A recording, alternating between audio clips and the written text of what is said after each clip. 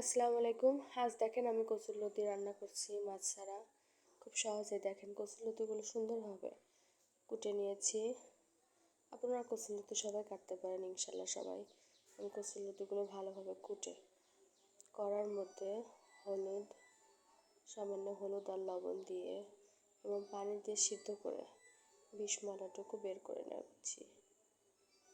তারপর ঢাকনা দিয়ে ঢেকে সেদ্ধ করে নিচ্ছি। দেখুন আমার সেদ্ধ হয়ে গেছে, একবার বেশি সিদ্ধ না, হালকা হালকা সিদ্ধ, যাতে কষ পানিটা বের হয়ে যায়। এখানে লাগবে জিরা বাটা, পেঁয়াজ বাটা, রসুন বাটা, সব কিছু সুন্দরভাবে মিক্স করে বেটে নিলাম।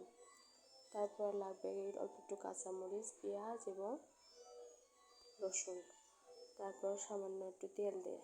এই রান্নাটা এত স্বাদ, খুবই স্বাদ, আমার বাচ্চারা খুবই ভালো পছন্দ করে এই রান্নাটা। আপনারা সহজে বানিয়ে নেবেন। তার ভিতর পেঁয়াজ দিয়ে দেখেন হালকা করে ভেজে নিচ্ছি। পেঁয়াজ দিয়ে ভেজে নেওয়া, সুন্দরভাবে ভেজে নিচ্ছি।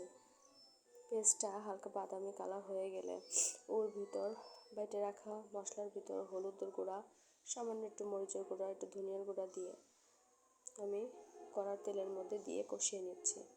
মশলাটা সুন্দরভাবে কষাবো। এটা আমার রান্না। এই রান্নাটা আমার মার কাছ থেকে শিখেছি। ছোটো মাছ এখানে দেইনি। ছোটো মাছ না দিয়ে যদি আপনার কচুরলতি, ঘরে যদি ছোটো মাছ নাও থাকে, আপনারা কচুরলতিটা এভাবে দিয়ে রান্না করবেন, দেখবেন ইনশাল্লাহ খুব ভালো লাগবে। এবং আয়রন জাতীয় খাবার খেলে সবারই ভালো লাগে। দেখেন আমি কচুরলতিগুলো, ভাপ দিয়ে রাখা কচুরলতিগুলো ঠান্ডা পানিতে ধুয়ে রেখে দিয়েছি এবং সেখান থেকে নিয়ে আমি কড়াইয়ের মধ্যে দিয়ে কষিয়ে নিচ্ছি। সুন্দরভাবে কষানো হয়ে যায়, বেশি পানি না, সামান্য হালকা সমান সমান পানি রেখে দেখেন আমি সুন্দরভাবে কষিয়ে নিচ্ছি। আলহামদুলিল্লাহ, আমার কচুরলতি রান্না হয়ে গেছে।